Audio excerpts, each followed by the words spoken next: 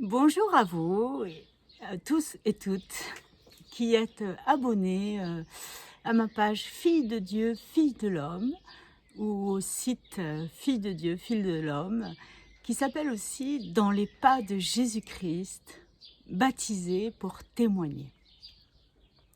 Habituellement, je fais plutôt des écrits, parce que l'écrit, c'est ce qui me permet de m'exprimer, de poser ma pensée, mes émotions sur le papier. Et depuis toujours, ça a été plus facile pour moi de passer par l'écrit que d'emblée parler. Et puis, ces derniers temps, suite aux vidéos que je fais sur la page Oasis de Liberté, avec le mardi en chanson, tout ce que j'ai appris dans le cadre du marketing et de la communication pour ma reconversion professionnelle, j'ai pris de plus en plus l'habitude de parler directement, sans passer par l'écrit d'abord. Et donc aujourd'hui, j'avais envie de vous faire une vidéo.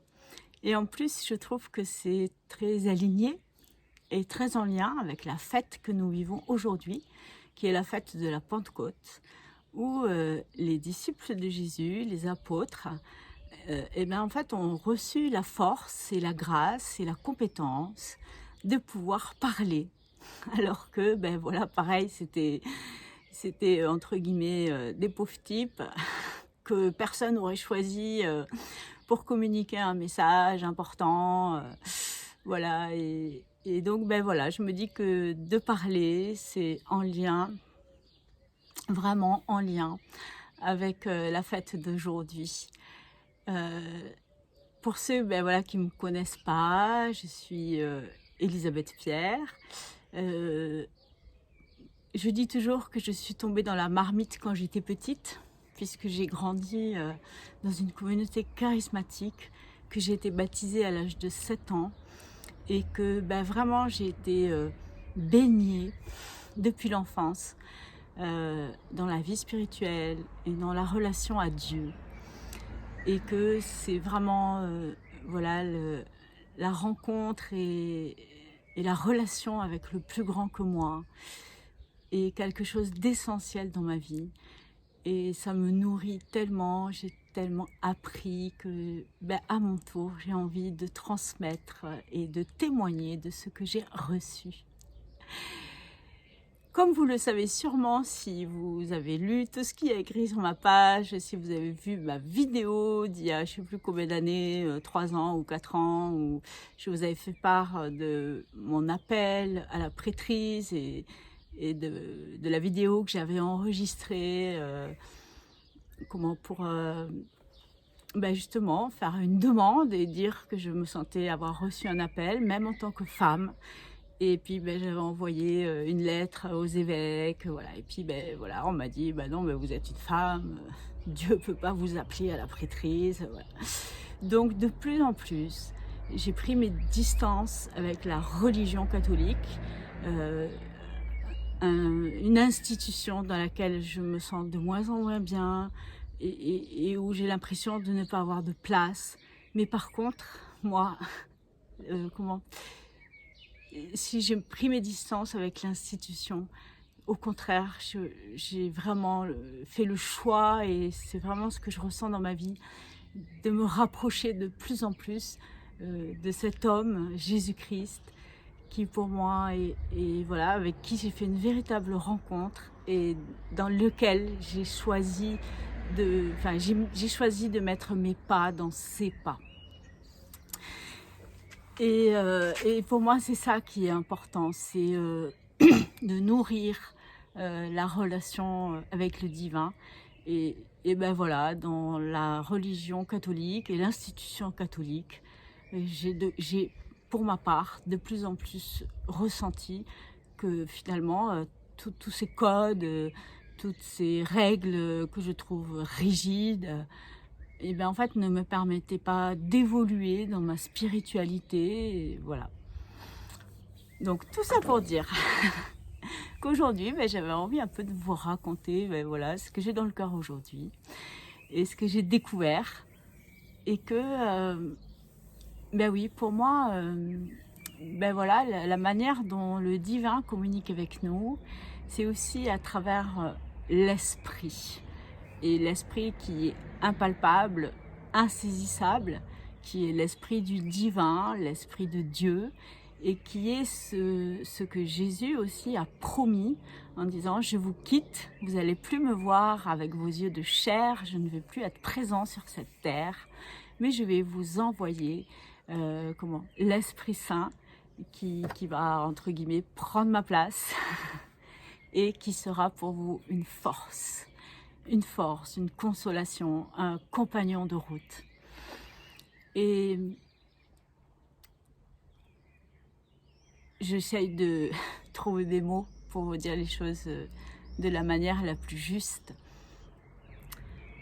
Et voilà, il me semble que voilà, souvent, beaucoup de personnes prétendent, disent parler au nom de Dieu, parler au nom de l'Esprit Saint, ils se sentent missionnés et c'est ok, mais quelque part pour moi, j'ai l'impression que ça peut être un piège, un danger, parce qu'en réalité, nous sommes des êtres de chair, nous avons un cerveau avec un mental, des pensées, un vécu, et qu'en réalité, parfois, quand nous parlons au nom de Dieu, quand nous parlons de Dieu, en fait, c'est pas forcément Dieu qui parle à travers nous, c'est l'expérience que nous avons de Dieu et qui est colorée par tout ce qu'on nous a appris et par toutes nos croyances, par notre mental, voilà. Et donc, quelque part, j'ai envie de regarder aussi ce qui s'est passé dans cette fête que nous fêtons aujourd'hui. Finalement, voilà, les apôtres, les disciples de Jésus qui avaient vécu avec lui, qui avaient vécu des trucs incroyables, tout d'un seul coup, ils avaient un libérateur avec eux, qui leur promettait, qui les guidait, c'était un guide spirituel, c'était un compagnon de route, voilà, puis lui, il est mort, il a été crucifié, donc là, tous leurs rêves se sont écroulés. Puis finalement, cet homme, il est ressuscité, il a été de nouveau devant leurs yeux de chair, et puis peut-être qu'ils se disaient, ça y est, ça va repartir comme avant. Et puis non, ça s'est passé différemment. Et Jésus leur a dit, voilà, je vous laisse parce que je vais rejoindre le Père, mais je ne vous laisse pas orphelin.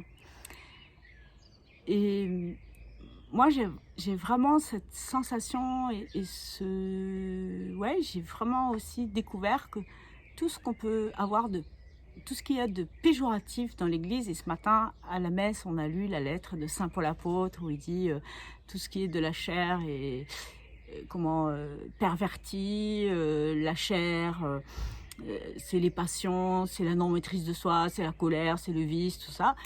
Et en fait, moi j'ai de plus en plus de mal avec ça, parce que pour moi, la chair, notre corps, c'est aussi c'est créé par Dieu. Dieu, il nous a créé être humain, il nous a créé avec un corps, avec un fonctionnement particulier.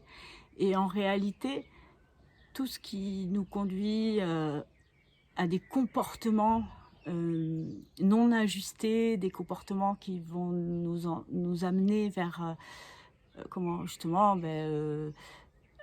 suite à la colère, on va peut-être commettre des actes de violence, ou alors voilà, suite à plein de choses, on va être dans la non-maîtrise de soi, voilà. Mais pour moi, c'est en lien aussi avec notre expérience de vie, la manière dont dont Dieu nous a créés, et c'est par rapport au fonctionnement du corps humain. Et l'idée, en fait, d'accueillir l'Esprit Saint et le chemin de vie de chacun, c'est justement, on a été posé, j'allais dire, incarné dans cette vie humaine, dans ce corps humain qui a un fonctionnement particulier, c'est physiologique, et nous sommes le fruit finalement de tout un tas de conditionnements. en lien avec là où on est né, ce qu'on nous a appris, voilà, et on nous a transmis tout un tas de croyances, dont certaines sont des croyances, je crois, erronées, ou en tout cas des croyances limitantes. Et Jésus, justement, dans la Bible, à un moment, il appelle Nicodème, qui est un pharisien, et il lui dit « Il te faut renaître d'en haut ». Et c'est vraiment ça, je pense, qui s'est aussi passé à la Pentecôte, c'est que les apôtres, ils ont reçu l'Esprit Saint qui est descendu sur eux et qu'ils ont accueilli. En fait, ils ont laissé cet esprit parler à travers eux. Et là, eux, ils n'étaient pas dans le contrôle, ils n'étaient pas dans le mental, puisqu'en plus, ils se sont mis à parler dans des langues qu'ils ne comprenaient pas forcément ou qu'ils ne connaissaient pas avant, ou alors ils ont parlé dans leur langue. Et le miracle, c'est que des étrangers les ont compris dans leur propre langue. Et pour moi, quand le divin agit, il y a vraiment voilà, il agit à travers nous. Et nous, on est juste un canal.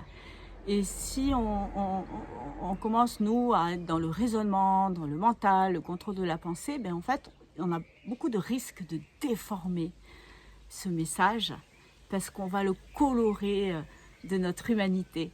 Alors que l'idée, c'est que justement, on accueille cette grâce, cet esprit, ce vent qui souffle en nous, cette eau qui vient nous régénérer, ce feu qui vient brûler en nous aussi nos anciennes croyances et qui vient exprimer à travers nous des choses nouvelles. Parce qu'on nous dit aussi dans l'Écriture, Dieu fait toutes choses nouvelles. L'Esprit fait toutes choses nouvelles. Et c'est vraiment ça que j'ai à cœur de vous partager aujourd'hui, de ne pas avoir peur finalement d'ouvrir vos cœurs, d'ouvrir vos corps pour vous laisser justement renouveler, vous laisser renaître à une vie nouvelle où, au lieu d'être dans l'esclavage de tout ce que nous avons appris depuis notre naissance et qui était nécessaire pour notre construction, mais qui faisait de nous des êtres non libres.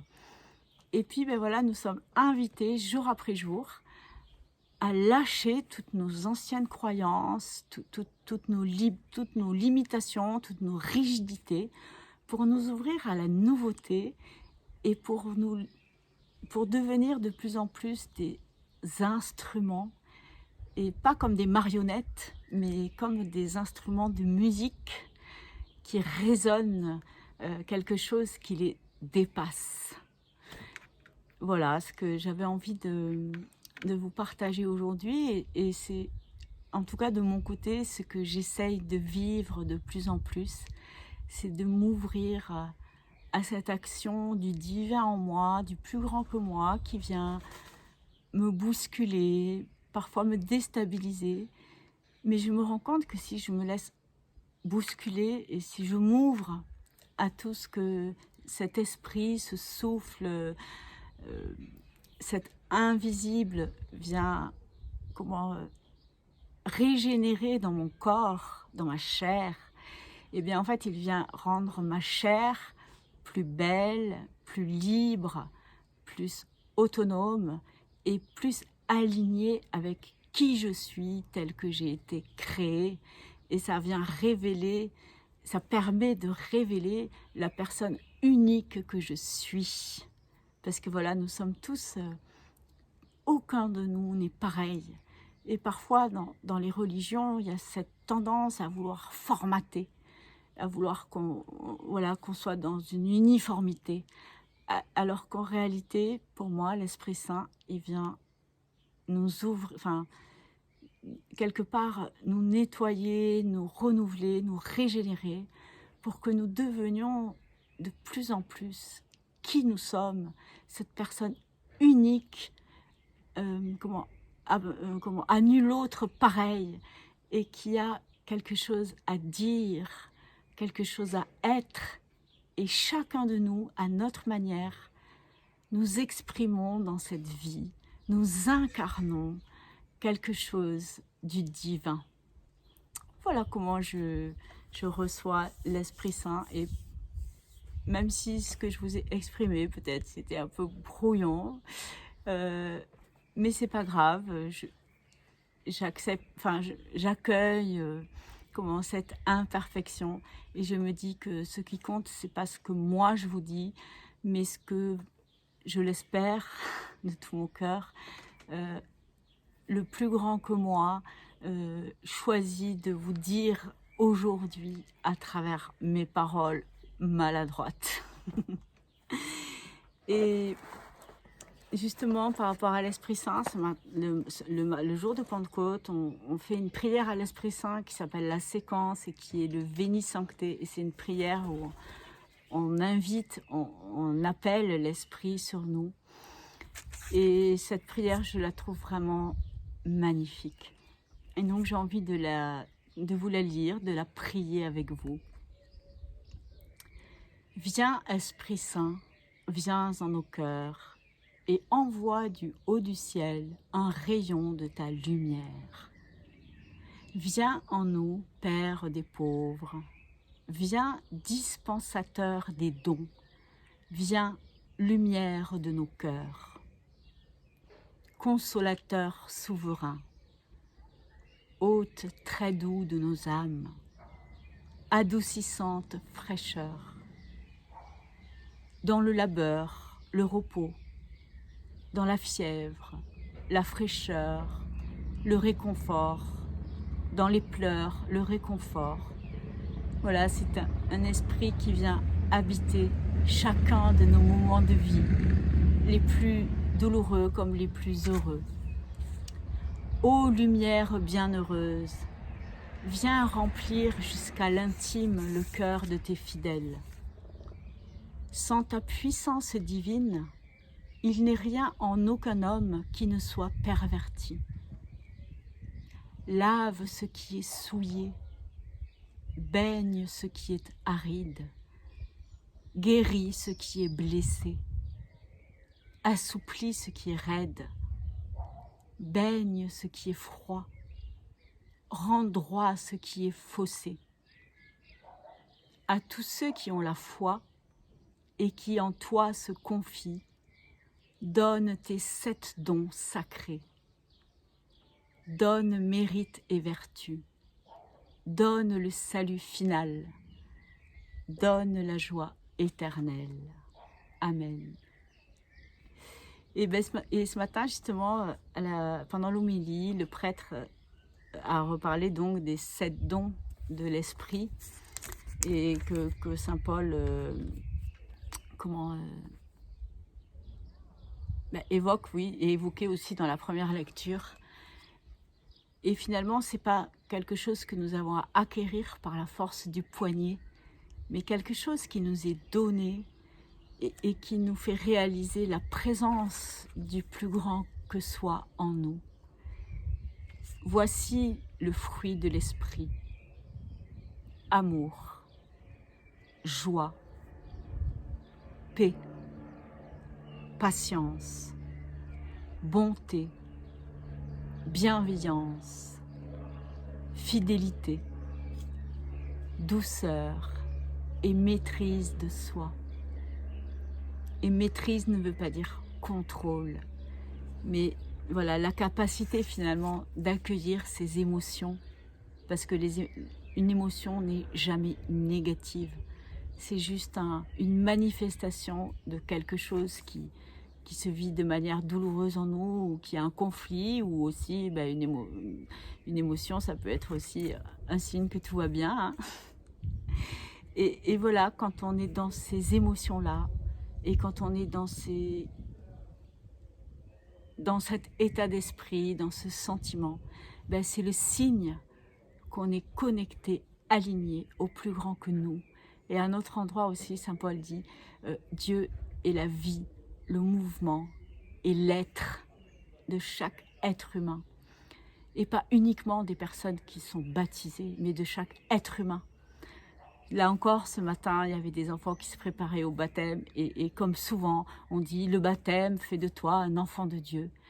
Et moi, c'est quelque chose qui parfois me met en colère, parce que je trouve que c'est tellement pas ajusté comme terme. En fait, nous sommes tous et toutes enfants de Dieu, baptisés ou non. En fait, quand nous choisissons d'être baptisés, c'est juste que nous reconnaissons que nous sommes enfants de Dieu. Donc pour moi, le baptême ne fait pas de nous des enfants de Dieu, c'est juste une reconnaissance de ce qui est déjà. Et puis pour finir, vous savez que j'aime bien chanter, donc je vais finir par un petit chant à l'Esprit Saint et qui, pour moi, symbolise vraiment cette notion d'incarnation. Voilà, l'Esprit, il est invisible, Dieu est impalpable, insaisissable, beaucoup plus grand que tout ce qu'on peut imaginer. Il est tellement plus que tout ce dans quoi on l'enferme et tout ce à quoi on le réduit. Et voilà, c'est un chant qui appelle l'Esprit Saint et où on parle de l'Esprit comme un vent, comme une pluie, comme un feu. Ça, c'est du concret et ça vient nourrir, réaligner, purifier la terre que nous sommes.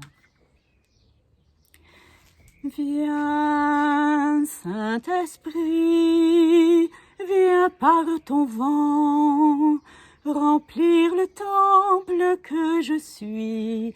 Oh, viens, Saint-Esprit, souffle puissant, brise d'amour, courant de vie. Souffle sur moi, souffle sur moi, souffle. Souffle sur moi, souffle, vent de Dieu. Viens, Saint-Esprit, viens par ta pluie, mouiller la terre que je suis. Oh, viens, Saint-Esprit, flot impétueux, source d'amour, fleuve de vie. Coule sur moi, coule sur moi, coule. Coule sur moi, coule, pluie de Dieu. Viens, Saint-Esprit, viens par ton vent, brûler l'offrande que je suis. Oh, viens, Saint-Esprit, feu dévorant, brasier d'amour, flamme de vie. Embrase-moi, embrase-moi, brûle. Embrase-moi, brûle, feu de Dieu. Amen.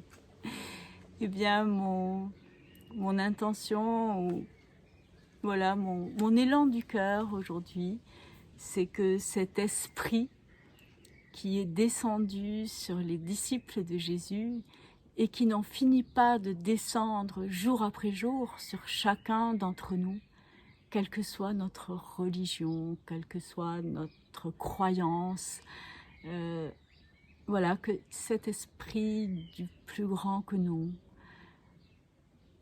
descende sur chacun de nous et vienne renouveler, régénérer en nous tout ce qui est faussé, tout ce qui est blessé, tout ce qui n'est pas ajusté, tout ce qui est raide, afin de, par ce souffle, par ce vent, par cette pluie, par ce feu, faire de nous des vivants et des vivantes. Je vous souhaite une très belle fête de Pentecôte. Profitez bien de ce week-end, de vos amis. Moi, je vais avoir la joie de vivre un merveilleux moment en famille pour fêter les 25 ans de mon fils aîné. Et donc, c'est le cœur plein de joie, de gratitude et de reconnaissance que je vous dis à bientôt.